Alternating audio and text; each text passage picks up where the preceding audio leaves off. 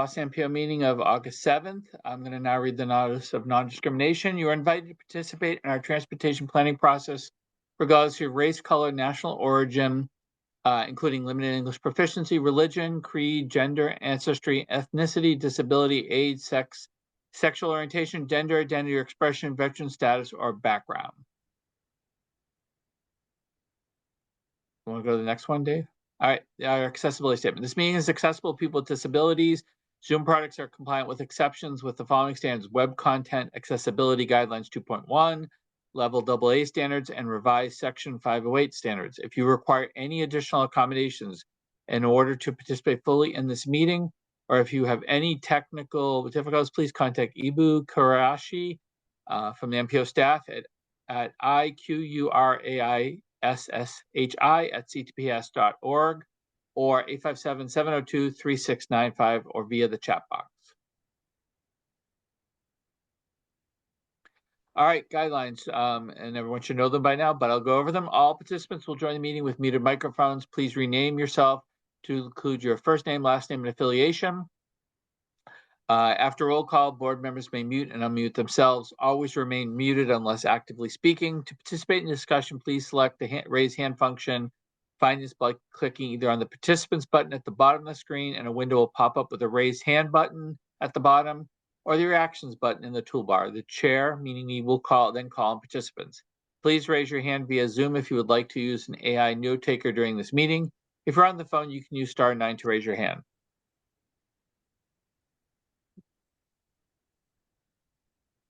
So with that, again, welcome, and I'll ask Dave to read the roll, please. Absolutely. Mascot seat 1. Is that me? I assume that's me, right? Yes. Steve Wolf will represent Secretary and CEO of MASTA, Monica Tippett here. Good morning. Thank you. Mascot seat 2. Mascot seat 2. Steve, I think I'm Steve 2. John Bouchard representing Highway Administrator Jonathan Gulliver, present. Yeah, David threw me off because usually when on the other MPOs they say this chair the chairs thing, so I got thrown off. Sorry, Dave. I'll do better going forward. No worries at all. Mascot Highway Division. Mascot Highway, John Romano here, and I have no seat number. Good to see you, John. That's correct. MBTA. Good morning, Sandy Johnston, representing General Manager Phil Lang in the MBTA. Good morning, Sandy. Regional Transportation Authorities, Metro West Transit Authority. Morning, Tyler Tarasi, representing Administrator Jim Nee for the MWRTA, present. Welcome, Tyler. Massport. Hi, good morning. This is Sarah Lee, representing Massport. Good morning. MAPC. Good morning, Eric Barrasso with MAPC. Morning as well. MBTA Advisory Board. Good morning, Hannah Stolikowski, MBTA Advisory Board. Hello, Hannah. Next, we have the Advisory Council. Oh, pardon me. That is my mistake. Next, we will go to the City of Boston, seat 1.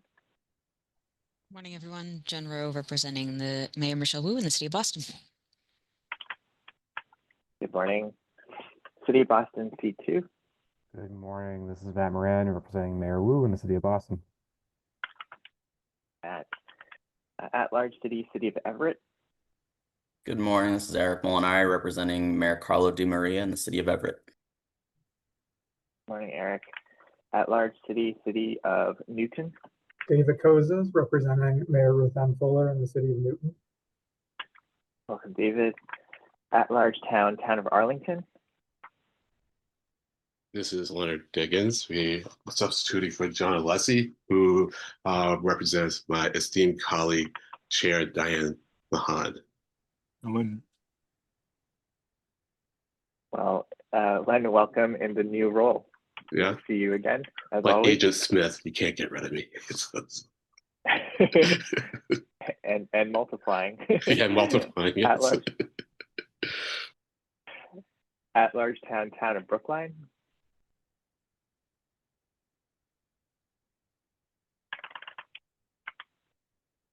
Did you see Nate? Pardon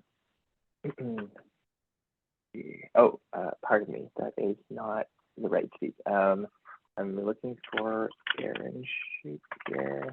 Okay. I'm going to the next seat. Inner Core Committee, City of Somerville. Good morning, Tom Bent, City of Somerville, representing Mayor Catiana Ballantyne. Welcome, Tom. Minuteman Advisory Group on Interlocal Coordination, Town of Acton. Good morning, Nate Ryan, alternate for the Magic Subregion, representing Town of Acton Select Board Member Fran Arsenal. Good morning, Nate. Metro West Regional Collaborative, City of Framingham.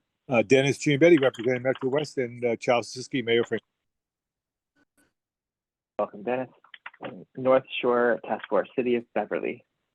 This is Darlene Wynn, representing the North Coast Task Force on behalf of Mayor Michael Cahill. Hello, Darlene. North Suburban Planning Council, Town of Burlington.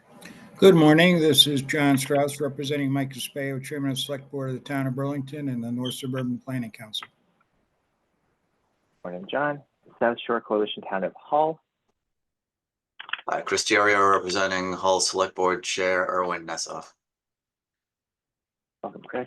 Thank you. Southwest Advisory Planning Committee, Town of Rentham. Rachel Benson, representing Rentham and the Swamp region. Rachel. Three Rivers Interlocal Council, Town of Norwood. Good morning. Tom O'Rourke from the Town of Norwood, representing the Trick Subregion. Good morning. Next, we have the Federal Highway Administration.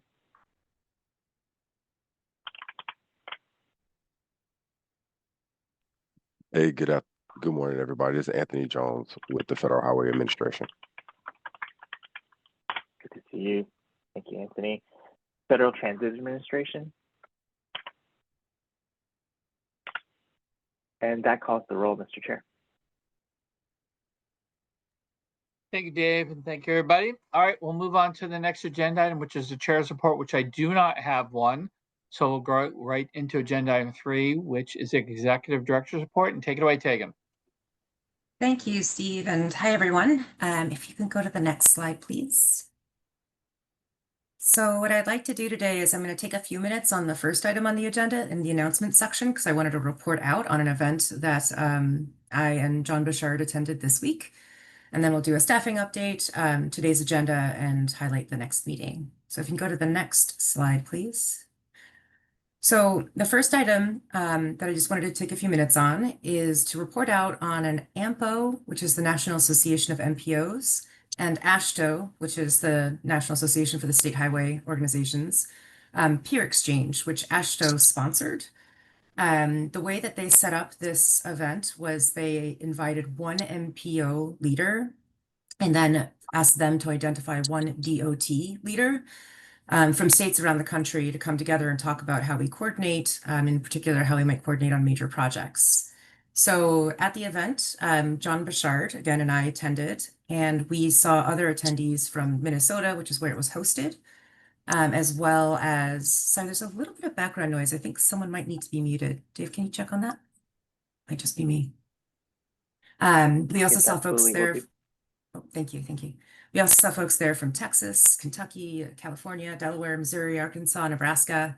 And there are a few ways in which Minnesota's MPO is actually very interestingly different. The Metro Council there, they do transit and construction implementation as well. They're actually very, very large, and they do everything from waste management to operating transit. And the way that they've evolved in terms of their relationship with the state is that the state is more focused on preservation in Minnesota, and then the MPO takes on the task of looking at what expansion opportunities are there. And in Minnesota, the MPO is engaged in how both state and federal funds are spent from the earliest stages through something called the Program Update Working Group. And the way that they treat the federal money is that it's considered the first money in. So they'll look at and program projects at extremely early stages, just when they're scoping the projects. And what they'll do is assign federal dollars to the projects they select, knowing that they may change a bit, but the municipality is then responsible for identifying the rest of the funding beyond the federal dollars, which are capped at a max for each kind of project. So it's really interesting. It's sort of like funding happens earlier, but then municipalities are responsible for identifying the remainder of the funding. And a lot of that funding does actually come from the state in Minnesota as well. So the peer exchange, just to give you a couple takeaways, it was just one day, and it was a couple of panels with Q&A and then a couple of small group workshops, including one where we got to do a role reversal, and the MPO lead played a DOT role and the DOT person played the MPO role, and it was quite fun. But some of the lessons, they may not be very surprising, but I think it's important to elevate that this was really shared across all the different states that were there, that it's really important to have lots of lines of communications at all levels between states and MPOs, that it's actually important to build relationships and socialize even.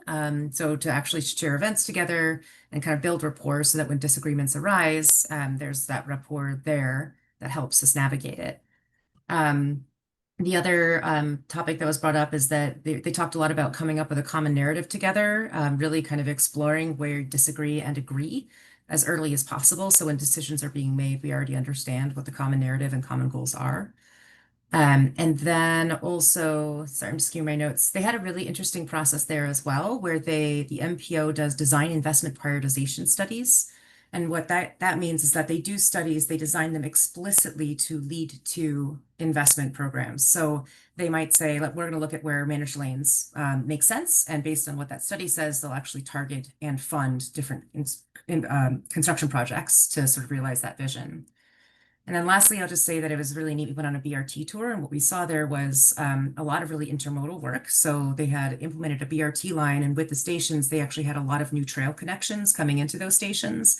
And part of that is really probably because both trails and transit are operated or worked on by the same agency in that case. So it makes that intermodal planning and construction a bit probably easier to carry out. So those are just some takeaways I wanted to share with you. Thanks for indulging me. And I want to thank John Bouchard for attending with me. I hope John Bouchard may be able to add some things, but if you're interested in learning more, reach out to either him or I, and we'll be happy to tell you more about the experience. I The next missed item, the BRT tour is all I want to say. I know. But other than that, it was a good exchange of sharing of information, and I echo all of your comments, Tegan. Thanks, John. And again, thanks for making the trip. All right, so the next area I have announcements for is related to Safe Streets and Roads for All funding. We did actually receive and were able to sign the extension for the federal fiscal year 2022 awarded SS for a grant. So that's the one that's been associated with our development of the Regional Vision Zero Action Plan. So now that that extension is signed, we have until June 30th, 2026 to complete the rest of the work. And that includes things we've already talked about, additional engagement with the board on the action plan and recommendations. And when Ali Clayman presented the draft action plan back on June 26th, and we opened the public comment period, at that time, we had anticipated coming back to the board for endorsement of the final plan in September, but with the extension in place, we will be revising that timeline. So we're very excited to have additional time and flexibility, and this is going to allow us to kind of bring back elements that we had previously looked at streamlining or cutting from the process. So now we're working on what that new work plan and timeline is going to look like, and we'll come back to the board with a presentation and update to let you know how we plan on proceeding now that we have more time. Next slide, please. So we have another staffing update, which we're really excited about. Bohui Liang is going to become the new manager of the travel demand modeling in August, late August, later this month. Bohui has a PhD in engineering and more than 10 years of simulation modeling experience in healthcare and robotics. So we're really excited for her to bring that expertise that she has and translate them into new application areas here at the MPO and the travel demand model. So with that, we'll also be filling a long-standing gap in our organizational chart. So we're really looking forward to Bohui being able to elevate both the team and the work that they do. Next slide, please. So for today, we have a number of action items. The first two are work scopes. First, Bradley Putnam will talk about a work scope called Interagency Transit Connections. And that's really about helping the MBTA develop a program for evaluating and improving connection points between MBTA service and other providers like universities, TMAs, RTAs, et cetera. And then we'll have another work scope related to work for the MBTA, and that's the MBTA transit data collection. And for that, Jonathan Belcher will present a scope to talk about how we're going to continue to do service planning work that we've done for the MBTA for many years under a new work scope and contract. Then we'll have two amendments related to the current TIP. So first, Amendment 12, Ethan will ask for a vote to endorse, and that was one that was related to funding source changes to 3 bridge projects in the statewide highway program, and also some changes to 4 projects in the transit program for CATA, the Cape Ann Transportation Authority. So after that, if you endorse, then we'll move on to Amendment 13, and we'll ask you to vote to waive a public comment period and endorse this amendment. And that has to do with the project that the amendment is related to, actually has an expected advertising date coming up very, very soon. And then lastly, we'll have a more robust presentation. I've been giving you lots of updates, but Stella Jordan will come to the full board later in the meeting and talk about the Community Advisory Council, its launch, its membership, and kind of how we're looking at moving forward. Next slide.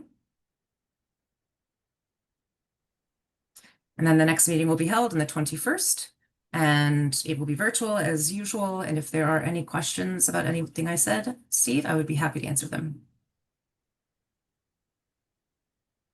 All right. Anyone have any questions for Tegan? It looks like Leonard does. Go ahead, Len. Thanks, Mr. Chair. I mean, just a quick request for you to repeat the beginning part of what you said about the Safe Streets for all extension. I just missed it. I was thinking about the peer exchange so I just missed the cause of the extension or the funding, whatever it was that you mentioned. Yeah. Thank you. There's too much good stuff going on. I agree. The peer exchange was really exciting. In terms of the extension to the SS Ferry grant was something we've been working on for a long time, but we went into a period of time where we paused on signing any new contracts based on the language that had been brought into the terms and conditions. So now that we have the preliminary injunction, we were able to move forward with signing that extension. It's been planned for a long time, but the fact that we couldn't have it signed by the end of June meant that we planned to essentially complete the project. Now we're able to actually continue with the items that we were kind of truncating or expediting and actually do a more thorough process wrapping it up. Okay, great, thanks. So is the comment period for that plan still open, or has it closed? I believe so. Okay, all right, thanks. All right. Any other questions for Tegan? All right. Thank you, Tegan. All right. So Dave, we should move to public comments, correct? Are there any members of the public who would like to address the MPO today? I don't see any. Dave, do you see any on your end? All right. Looks like there's none. So I'll move on to agenda 5, which is committee chairs reports. I believe we have one from Jen first. So Jen, take it away. Thank you, Mr. Chair. The TIP Process Engagement and Readiness Committee met a couple weeks ago. We continued discussing 2 updates to the 2021 TIP project cost increase policy. We've been exploring these for several months now. The first update relates to project rescoring. After several thoughtful conversations on the topic, the committee is supportive of MPO staff's proposal to rescore a set of 12 projects in the regional target program. These are projects that were either never scored or were scored under criteria that are not directly comparable to projects that were scored more recently. And staff are hoping to bring this proposal to the full board soon in order to give project proponents ample time to respond to any requests for additional information that would be required for that rescoring. So you can expect more on that soon. The second update that we've been discussing relates to readiness guidelines. These are guidelines that would define both the stage at which a project may enter the TIP, usually in that outer year, and also importantly set some expectations for how design should progress year to year in order for a project to maintain its initially programmed federal fiscal year. I expect that conversation to continue at the committee level over the coming months and to come before the board by end of year. As always, everyone's welcome to attend these committee meetings, regardless of whether you're an official member or not, and welcome anyone to reach out to me, Ethan, or Adriana at any time with questions or thoughts. Thank you. All right. Any questions for Jen? All right. I don't see any. So I believe we also have a chair's report from Chris Clem. Chris, you there? Hey, good morning, Steve. I'm there. I do not have a chair's report this morning. UPWP committee has not met since we endorsed the FFY 2026 UPWP document with the board back in July. But thanks for calling me. All right, thanks. Any other chairs? All right, well, let's move to the next agenda. Do we not have one for Leonard or for the advisory board? No, okay. No. All right. No. All right, thanks, Hank. All right, we'll move on to agenda item 6, which is our first action item. It's approval of the June 5th, 2025 meeting minutes. Does someone want to make a motion, a second to approve them? Rachel? Hi, Rick from SWAP. I noted, and oh, do I have text? There we go. Sorry, computer issues. I contacted staff on a minor revision to the June 5th meeting minutes, and staff have acknowledged, but I move to approve the meeting minutes with that minor revision. Eric? I'll second that motion. All right, any questions or comments on the minutes? All right, seeing none. Dave, you want to read the roll? Certainly. I'll start with Steve Wolfel, Yes. John Bouchard, John Bouchard, yes. John Romano, John Romano, yes. Sandy Johnson, Sandy Johnson, yes. Tyler Tarasi, Tyler Tarasi, yes. Sarah Lee, Sarah Lee, yes. Eric Barassa, Eric Barassi, yes. Anna Switlikowski, Hannah Swilikowski, yes. Jen Rowe, Jen Rowe, yes. Matt Moran,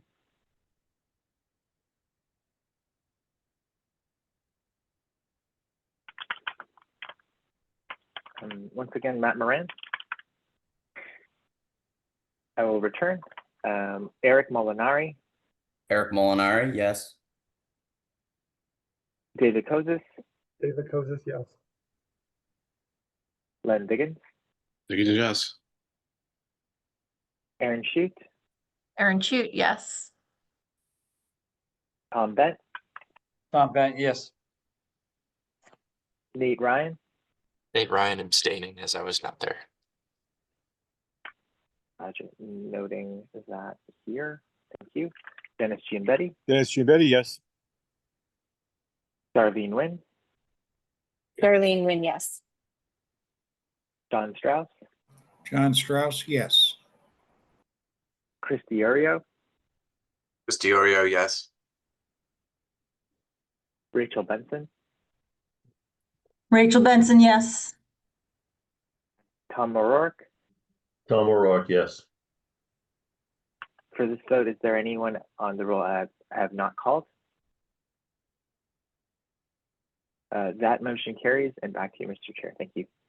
All right, thank you, everyone. Thank you, Dave. All right, we'll move on to our next action item, number 7, which is a work scope on interagency transit connections, and I believe Bradley will be taking it away.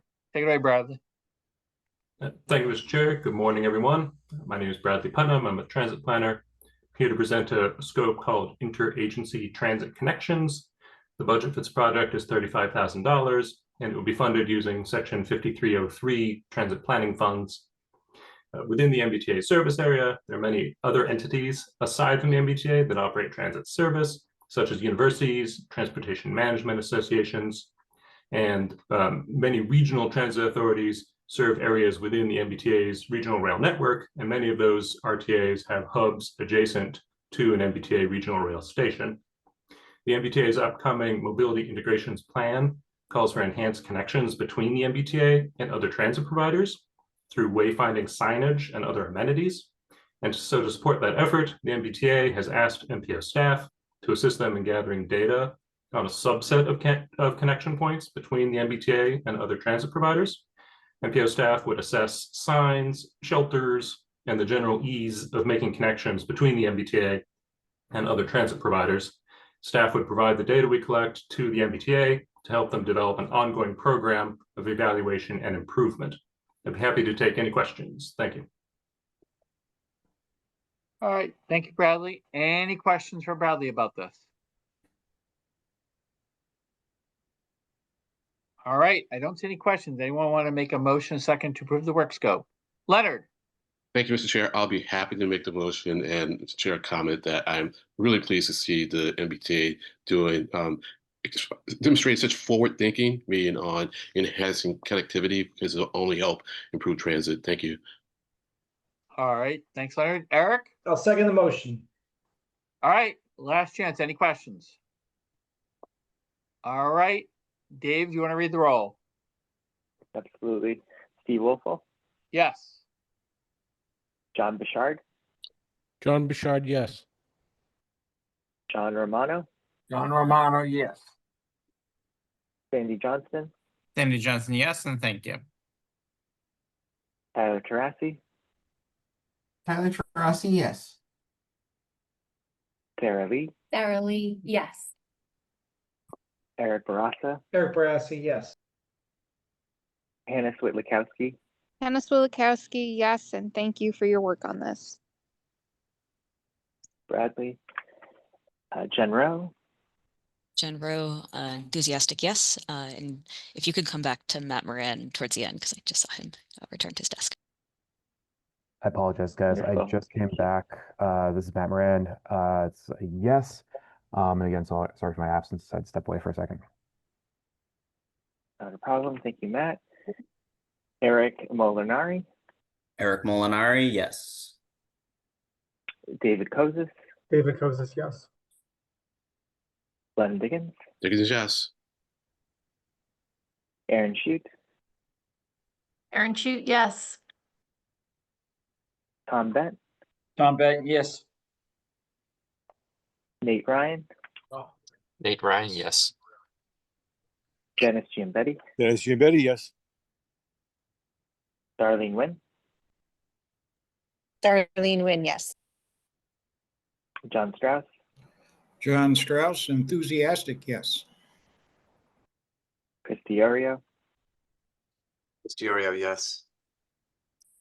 Rachel Benson, Rachel Benson, yes. and Tom O'Rourke. Tom O'Rourke, yes. Motion carries, Mr. Chair. All right, thank you, everybody. Thank you, Bradley. We will now move on to agenda item 8, which is another action item. It's a work scope on the MBTA transit data collection for the federal fiscal years of 2026 to 2028. And this is Jonathan Belcher. So Jonathan, take it away. Thank you, Mr. Chair. Good morning to the board. My name is Jonathan Belcher, a transit planner on MPO staff since 1998. The scope you have to vote on today is a new allotment of 3 years of funding for $690,000 from the Massachusetts Bay Transportation Authority. This is to continue work that's been ongoing essentially since the late 1990s. There are 3 primary objectives under this scope. One is to do data collection for the MBTA on different transit services, although primarily Green Line surface counts, which are used to help calibrate data that the MBTA gets from other sources. The second objective is to help analyze that data, as well as analyze data that the MBTA collects from their own sources, primarily automated passenger counter information. And the third objective is to provide support, ongoing support to the MBTA Rider Oversight Committee. The tasks involved is to support those objectives are number 1, the collection of the data itself. Number 2, the analysis of that data. Number 3, ongoing technical support, which again is not only from the data we collect, but also utilizing data provided by the MBTA, usually as part of the ongoing quarterly schedule process in bus operations. And task 4 is to provide ongoing support to the MBTA Rider Oversight Committee. Task 4 had formerly been its own separate scope, but a lot of the work we do with the ROC is having staff, primarily myself, speak about ongoing schedule changes, ridership statistics, etc. So myself and MBTA staff felt it was appropriate to move that as a task under the larger scope. It simplifies contracting and reporting to simply have it be a task, but there won't be any change in the work we do for the ROC. The staffing for this, the analytical portion is primarily myself, and the data collection is primarily our existing field staff, so there won't be any need for any additional or new staff, and this shouldn't provide any issue with other work because, again, this is a continuation of what we've essentially been doing for many years. Are there any questions? All right, anyone have any question for Jonathan? Leonard, go ahead. Thank you, Mr. Chair. No questions, but I'm going to share the motion making. So rather than saying this while making the motion, I'm just going to express my appreciation, to the T as a member of the Writing Oversight Committee. We used to be a part of the advisory council meeting we used to be a part of the advisory council meeting, but as you know, the advisory council has changed meeting, and so, but I'm still a member of the ROC meeting, and it's just hard to express how valuable the Jonathan Belcher's contribution has been, as well as other members of CTPS like Stephen Andrews, but also members of the MBTA like Melissa DeLay, and Miles Taylor, and just helping us understand, how the MBTA works and how it deals with the various challenges that it faces. As you know, knowledge is power, and even though as we understand things, we tend to seem like we're cheerleaders for the MBTA, it's because we really understand, the monumental effort that goes into making the system work as well as it does. So we really appreciate it. It's a small line item, but it really means a whole lot. So thank you very much. That's it. All right, Eric. Thanks. Mr. Chair, I'll make a motion to approve this work scope as presented today. All right, is there a second?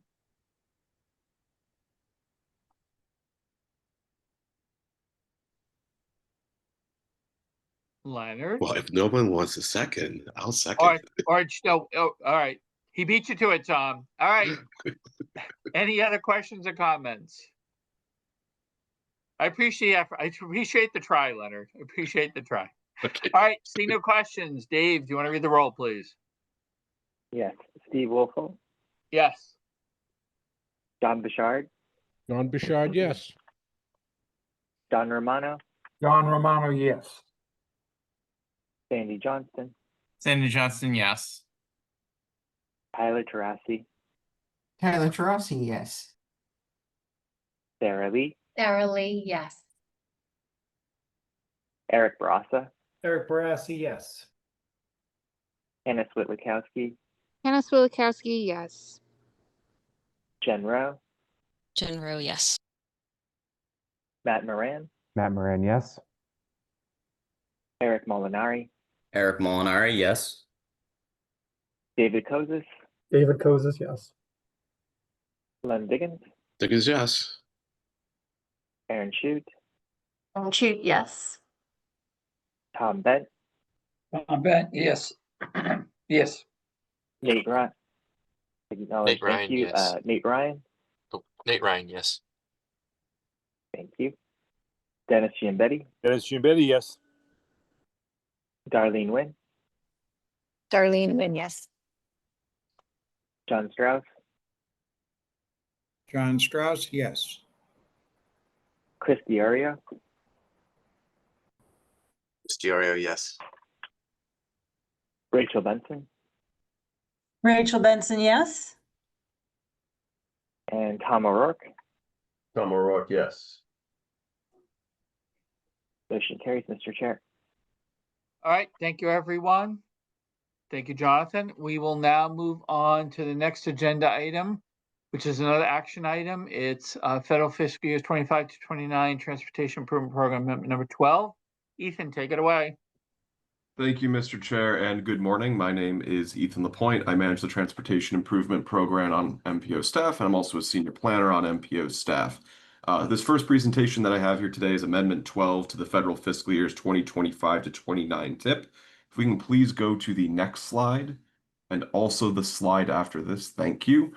Just to provide a brief summary of what the content of Amendment 12 included. These were all changes within the Federal Fiscal Year 2025 statewide highway program and also some small changes to the transit program. This included cost increases and changes on funding sources on bridge projects within the statewide highway program, and also some source and cost changes for 4 projects for the Cape Ann Transportation Authority. We can go on to the next slide. As an amendment, Amendment 12 was subject to a 21-day public comment period, which lasted from Monday, June 30th to July 21st at 5 p.m. Now, staff did not receive any comments from the public about any of the projects included in this amendment, but we did receive a letter of support, including petition with 49 signatures from the Malden Safe Streets Coalition advocating for continued funding of a greenway project in the city of Malden. Again, this is a project that was not included in this amendment. But staff are just notifying the board that we did receive that letter, which was addressed to the board. This project is still funded in the federal fiscal years 2026 to 30 TIP, which will take effect in October. If we can go on to the next slide, and the one after this, please. Staff are requesting that the board votes to endorse Amendment 12. All right, thanks, Ethan. Can I get a motion, a second, to endorse amendment number 12?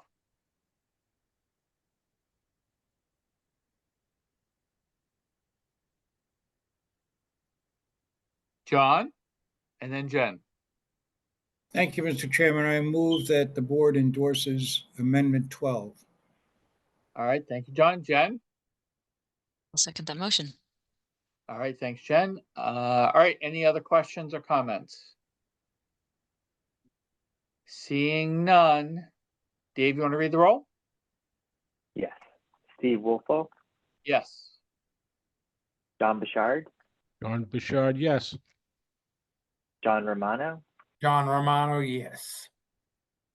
Sandy Johnston, Sandy Johnston, yes. Tyler Tarasi,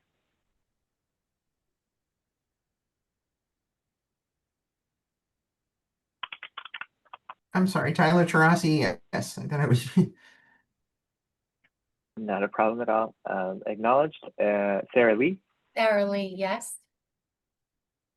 Eric Barassa,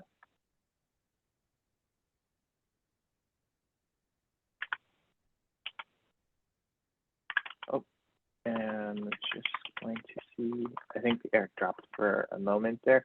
I'm going to Hannah Switlikowski, Hannah Swilikowski, yes. Jen Rowe, Jen Rowe, yes. Matt Moran, Matt Moran, yes. Eric Molinari, Eric Molinari, yes. David Kozis, Moses, yes. Len Diggins, Diggins, yes. Aaron Shute, Shoot, yes. Tom Bent, Tom Bent, yes. Nate Ryan, Nate Ryan, yes. Dennis Giambetti, Dennis Giambetti, yes. Darlene Wynn, Darlene Wynn, yes. John Strauss, John Strauss, yes. Chris Diorio, Mysterio, yes. Rachel Benson, Rachel Benson, yes. Tom O'Rourke, Tom O'Rourke, yes. And on the vote of TIP Amendment 12, I see Eric is back. Eric Barassa, Eric Barassi, yes. you acknowledging, and that is the roll. Motion carries, Mr. Chair. All right, thanks, everybody, and thank you, Ethan. We'll now move on to the next agenda item, which is another action item, agenda item 10. It's federal fiscal year 2025 to 29 TIP amendment number 13. Ethan, take it away. All right, thank you. If we can go on to the next slide, please. The slide after this. So Amendment 13, which is the next amendment to the federal fiscal years 2025 to 29 TIP, includes changes within, as with Amendment 12, the statewide highway and transit programs, both for federal fiscal year 2025. With that said, as I'll get into shortly, the main driver of this amendment and the rationale behind what staff will request as a waived public comment period is a project in the statewide highway program. The project that is in the transit program is being included in this amendment because it is only ascending to a level that would require a TIP adjustment, which would otherwise not need a public comment period. If we can go on to the next slide, I'll actually get into what these two projects are with a little bit more specificity. So the statewide highway project is a bridge replacement project for Route 129 Lowell Street over Interstate 93 in Wilmington. This project has seen a cost increase from its $15.95 million current estimate to a $28.28 million cost estimate. This is a overall increase in cost of $12.33 million. Now, this project cost was identified following the attainment of the most recent stage of plan specifications and estimates on May 30th. The project is expected to advertise for bids, I believe, in 2 weeks on August 16th, 2025.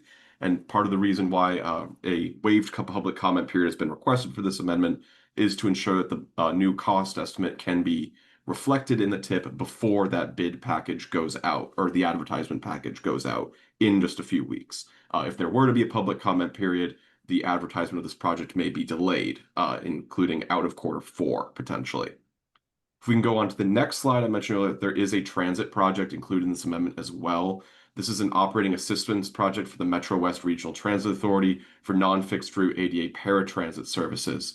Again, this change only constitutes a level that would otherwise be classified as a tip adjustment, which would not be included in an amendment traditionally, but to limit the number of line items here today, it has been consolidated into this amendment. So this project is seeing an overall cost decrease, but only nominally. The reason why this project has its budget being adjusted from $2 million to $1 million approximately is to reflect the actual usage of FTA Section 5307 and state contract assistance funding on this non-fixed route ADA paratransit service that the MWRTA conducts. That $2 million figure that is currently in the tip reflected projected expenditures, whereas this is reflecting actuals. If we can go on to the next slide, and the one after this. So staff are requesting that the board votes to waive the public comment period for this amendment and endorse Amendment 13 as presented. The public engagement plan does note that the MPO board may vote to waive the comment period in either emergency circumstances for public safety or extraordinary funding opportunities. I would note there's also a clause in the public engagement plan that would allow for a 15-day minimum public comment period, but that public comment period would still result in a delay of the advertisement package for the bridge project mentioned in this amendment as well. And on the next slide, I'm happy to take any questions here. All right, any questions for Ethan before I call from Leonard? Yeah, thank you, Mr. Chair. This is extraordinary. I feel. I know this is highway. This is a pretty big increase. And can you just give us some explanation for an increase? That's it. And maybe I'll say a little bit more after that. I cannot speak to the exact unit cost. I can speak to that, Ethan. Thank you. From the chair. Yeah, go ahead, Thank John. you, Len. Sure. I just was looking over my notes on this because this one, I don't want to say it slipped by me, but I have another Wilmington project, so I had to get my notes. Sure. We encountered some groundwater contamination within the project limits on this, which is going to require some dewatering during construction, and that elevated our a couple items of concern for us. So that was about a $6 million add to the project alone, and then just some a little bit of inflationary changes and the like increased some of the other pieces, but more than 50% was the encountering of the groundwater contamination to the project, and we're still assessing the way that we're going to be able to dewater, do the work, and process that item. So we apologize for the increase, but it was something that came up very late in our process as we were doing some additional testing, and as a result, we had to add some scope items to address that during construction. Well, great. Look, I really appreciate the explanation. I think this explanation goes a long way, towards making the public, to the extent that is paying attention, feel good about these increases. And that's why it's because we get so few comments to me on this at all that it's easy for me to say, okay, waive the comment period. But like I said, anytime we can provide explanation, it just helps us have more confidence about the competency across the system. That's it. Thank you. I appreciate the check and balances, Len, from you and from others. And my team and I try to keep on top of this. And when there's a change, we want to make sure that we're sharing all of the details to get the support of the entire MPO for this. Thank you. Yeah, you're welcome. And I trust you, Mr. Chair. All right. Leonard, did you have something else or you're good? Nope, that's it. I'm good. Thank you. John. Thank you, Mr. Chair. I just had a fast question for John. How much of an increase do you expect if we were to put it into a public comment period? I'm not sure I understand that question, John. Oh, sorry. In other words, we're looking at $12 million now if we approve it immediately. If we were to put it into the public comment period and then roll it over into the next, I don't know, funding project, or I'm not Well, 100% sure where the it would go. request for the speediness is that the project is due to be advertised, and if we went through the 21-day, we're going to push ourselves outside of August, and then we're going to be having difficulty delivering it in this fiscal year. That was the request for the waiving of the comment on this particular project. I don't see an additional cost. I see us having complexity to actually get it out in this fiscal year 25. That was the reason. I see. Okay, great. Makes sense. Thank you very much. All right, any other questions? All right, does someone want to make a motion to endorse with the waived public comment period, and then does someone want to second it? Tyler? Yes, I will make a motion to approve this amendment as presented today.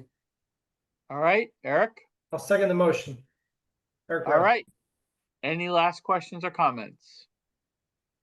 All right, seeing none, Dave, you want to read the roll? Absolutely. Yes.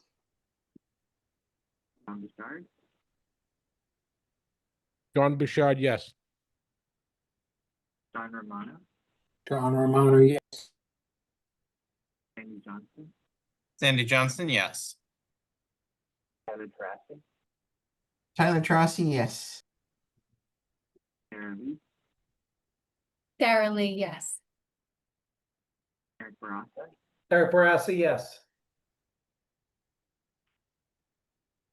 Hannah Swilikowski, Hannah Swilikowski, yes. Jen Rowe,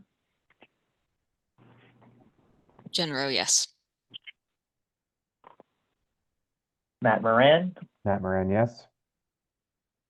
Eric Molinari, Eric Molinari, yes. David Kozis, David Kozis, yes. Glenn Biggins, Diggins, yes. Aaron Shute, Aaron Shute, yes. Tom Bent, Tom Bent, yes. Nate Ryan, Nate Ryan, yes. Dennis Giambetti, Dennis Giambetti, yes. Darlene Wynn, Darlene Wynn, yes. John Strauss, John Strauss, yes. Chris Diorio, Diorio, yes. Rachel Benson, Rachel Benson, yes. and Tom O'Rourke. Tom O'Rourke, yes. The motion on that action item carries, Mr. Chair. All right, thank you, everyone, and thank you, Ethan. We can now move to our next agenda item, which is agenda item 11, which is the Community Advisory Council membership update. That will be Stella Jordan. Take it away, Stella. Thank you, Mr. Chair.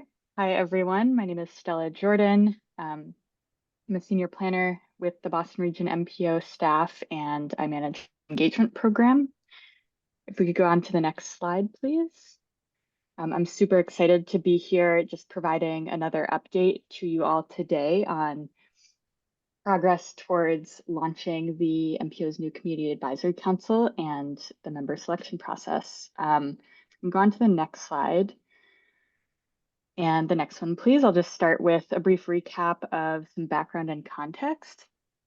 So the structure of the MPO's advisory body has evolved over time to meet the context of the MPO's structure and work, and also the needs of our public engagement practice.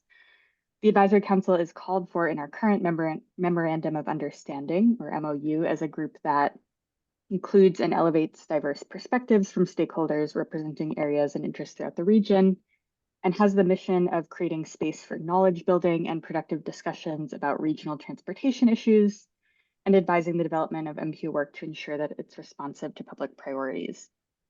So to fulfill this mission, staff have been working to restructure the Advisory Council and support the formation of a new group. Next slide, please. So as we previewed a few months ago, we've in early May, and then some updates from Kagan since then. That new group is the Community Advisory Council. The Community Advisory Council aims to embody the description and mission and advance the goals described in the MOU by elevating voices of communities that are currently underrepresented in the MPO's planning and decision-making, bringing a community-centered perspective to the MPO's work, and then continuing to play a really key advisory role in this board and committees, as well as with staff on the programs and projects. Next slide, please. So since this has been a long process with several conversations along the way, I want to just remind folks of that context. As the MOU language was being updated last summer, we held several conversations with the former Advisory Council group, the Regional Transportation Advisory Council, or RTAC. We also conducted research into advisory bodies at peer MPOs to understand best practices. Staff developed initial plans for restructuring to align the Advisory Council with its stated mission and goals and address the key needs elevated by our colleagues here on RTAC and on staff. And we discussed this process last fall with RTAC and the board, and with input formally sunset the RTAC group to focus on restructuring. Over the winter, we developed plans, including for a new membership and meeting structure outlined in a draft charter document, informed by input from conversations and with former RTAC members and with staff across the agency. And a few months ago, we finalized and shared these plans with you, the board, and began to solicit members for the new Community Advisory Council. Since then, over the summer, we've selected members, held an initial onboarding meeting, and I'm here today providing this update on membership and next steps. And looking ahead into this fall, the Community Advisory Council will be electing its chair and vice chair, and the Advisory Council representative will be joining the MPO board. And I'll share more details about anticipated timing on that later in this presentation as well. Next slide, please.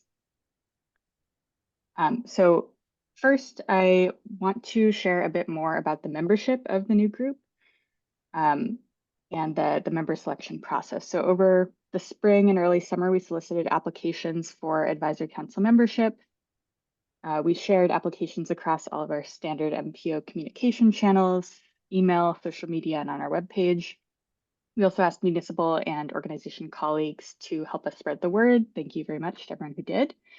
We received really strong interest, ultimately selecting members from a pool of about 50 applicants. Next slide, please. Among those applicants, there was a really great variety of affiliations and perspectives, including community-based and advocacy organizations with a variety of areas of focus, TMAs and service providers, municipalities, professional business and membership entities, and members of the public. So we were really pleased with the level of interest we got. And next slide, please.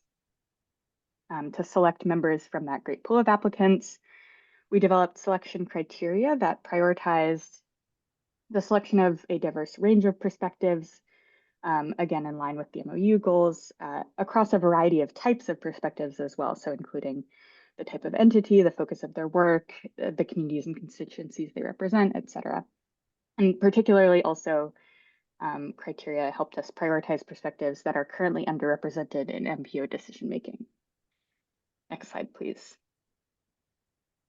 So to illustrate that a bit more, this is a matrix we developed to assess the range of perspectives that we were considering across multiple broad categories of perspective types. Those included topics and interests, demographics, lived experiences, constituencies, change models, size and scale, and geography. So what we did with these categories, we looked at what each applicant and potential member represented within and across these categories. Again, with that goal of really trying to bring together a diverse range of perspectives within each category, and also thinking about how these perspectives interacted with each other within and across categories as well, and also which ones are currently more or less represented in our work to really establish as widely representative and broad of a group as possible. And the elements represented in this table in each perspective category are those brought by the final group of members that we selected. Next slide, please.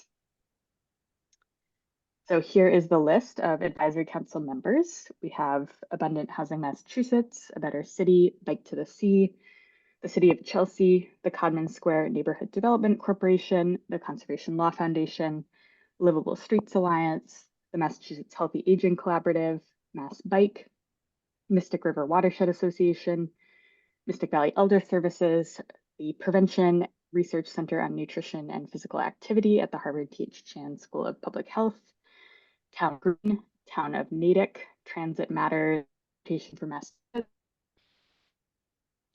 and 495 Metro West Partnership.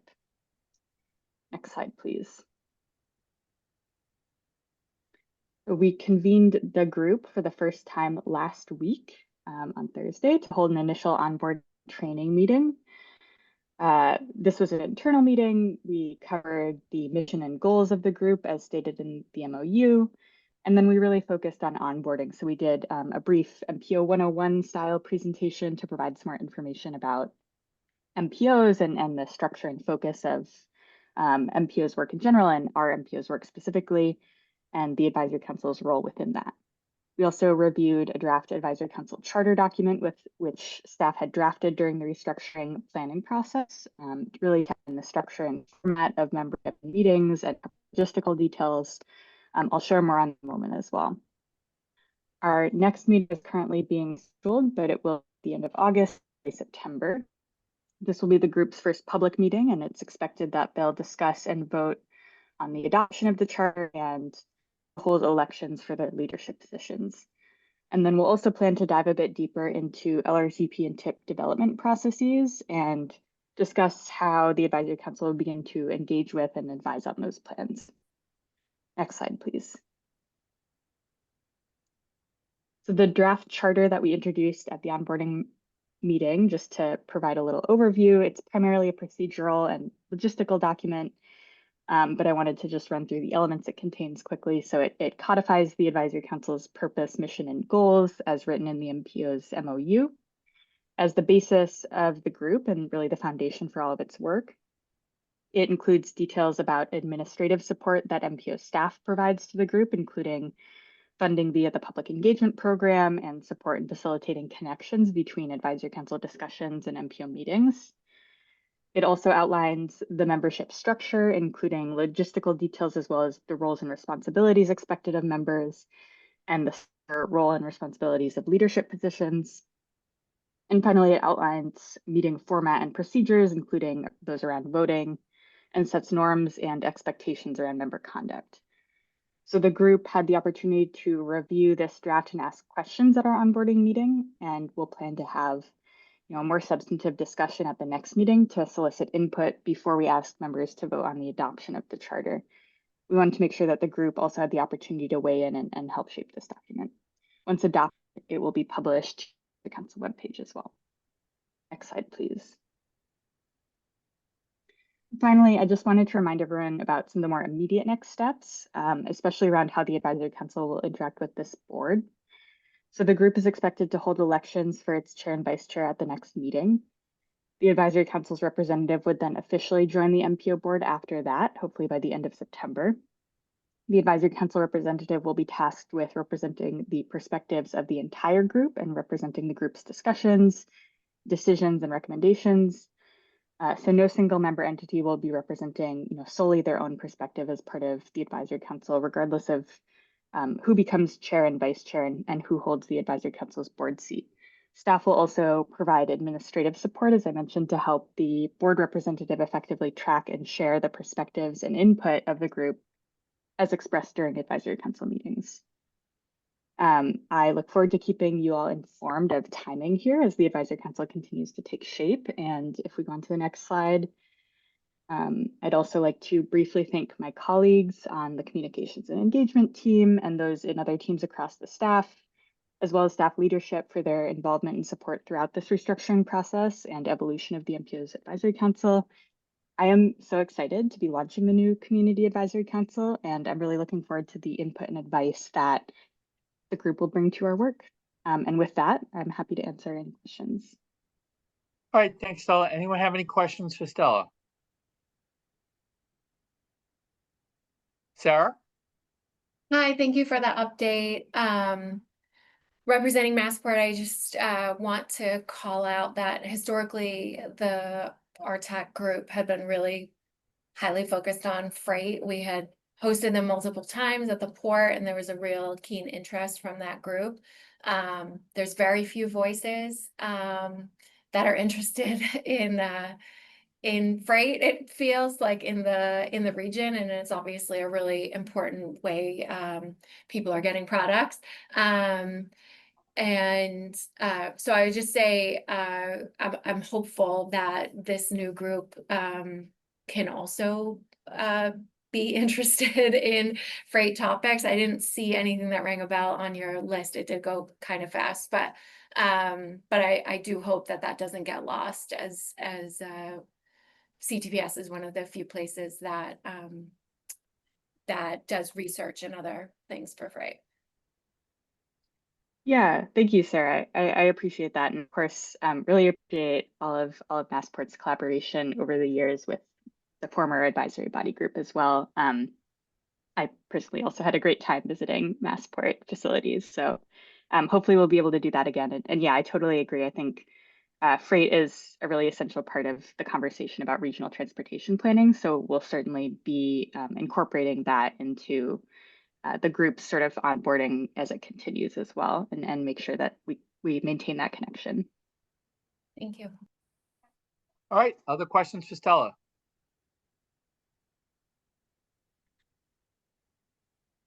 All right, I don't see any. Stella, good job. Oh, wait, Steve.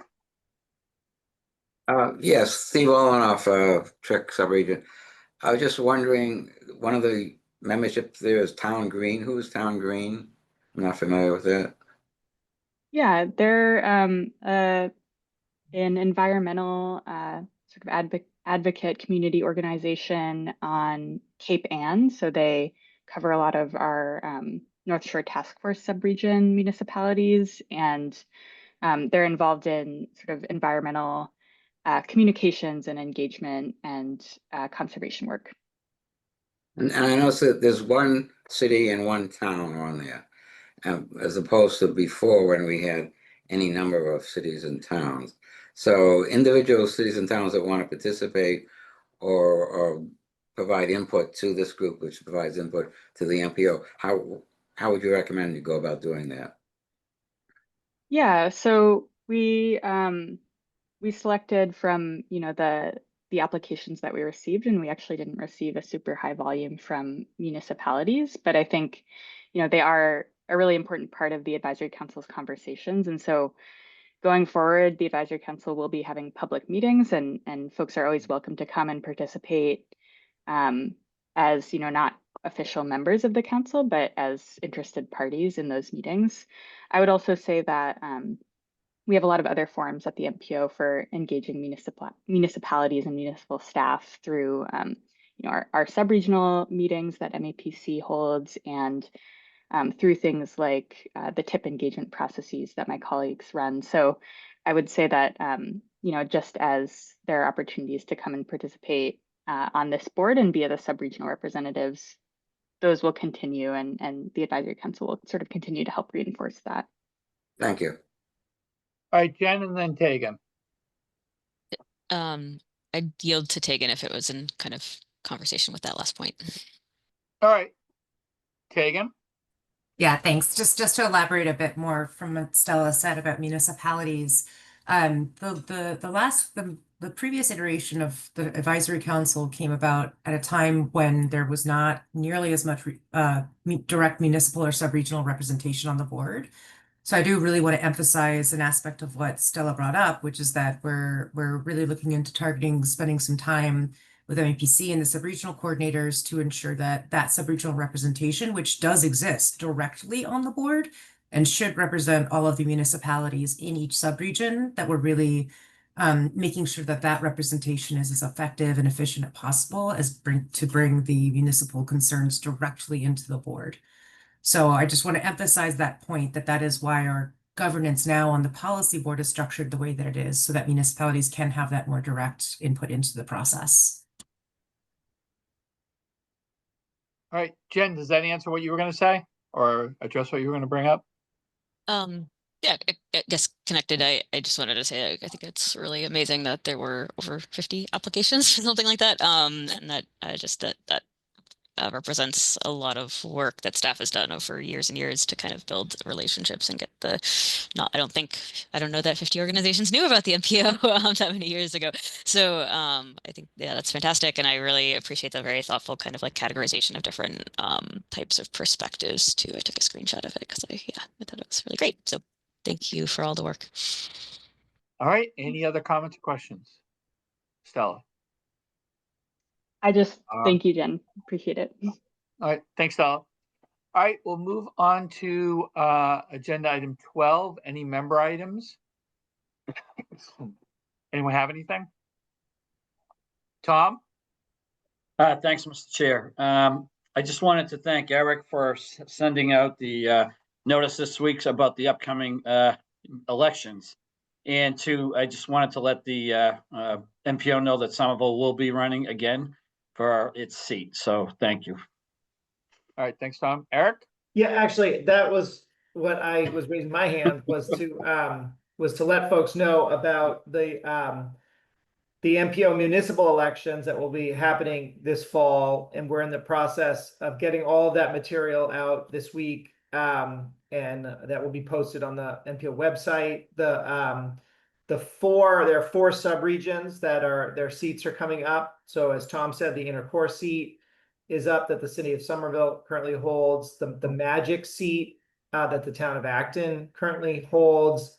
The Metro West seat that the city of Framingham currently holds, and the South Shore seat that the town of Hull currently holds. And we're getting all of that out to folks. The procedures, nominations are due on October 6th, so there's plenty of time.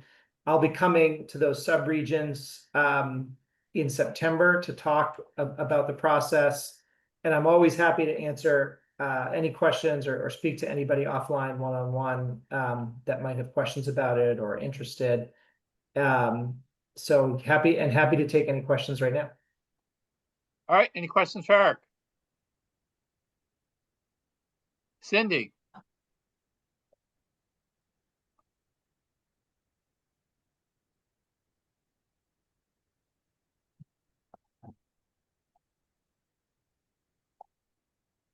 We may All have to right. unmute Cindy. I'm not sure if staff are doing that. Dave? Okay, yeah, I was muted. This is Cindy Borges from Hull, and I just heard you say there was, for the elections, there was a seat held by Hull right now. What is that for the, which council are you talking about? The MPO? Elections? Yeah, hold on one second. For the South Shore Coalition. Yeah, the South Shore, and it is the town of Hull, and it is the select board chair who is the formal member who ran, Erwin Nessop, but it's Chris Diorio who represents the town of Hull right now on the board. Okay, I just wanted to be clear which boards we were talking about. Thank you. Yeah. And I see Chris is here. Yes. Mm-hmm. All right. Other questions of Eric? Jen? Sorry, separate matter. Oh, all right. Any last call on any questions for Eric? All right. Thanks, Eric. Jen, what do you got? Yeah, I just wanted to share that the city of Boston did receive an official letter from USDOT about the rescission of funding for greening Chelsea Creek, which was a Reconnecting Communities NAE, Neighborhood Access and Equity grant. So we have been getting some notices, I think very specifically the Reconnecting Communities projects that were funded through NAE. So I wanted to share that, and I'm not exactly sure what the next steps are, but I know that we did add it to the tip. So we'll probably need to work out what that looks like to change that. All right. Any questions for that? All right. Anyone else? All right. I don't see any other agenda items. Can I get a motion and a second to adjourn, please? Leonard, and Diggins, then Eric. Diggins, motions to adjourn. And I second the motion. Thank you, everyone. All right. All in favor, just say aye. All right. Aye. Aye. All right. Thanks, Aye. everyone. We'll see you probably later this month. Everyone be well and enjoy the cooler and soon to be hot weather.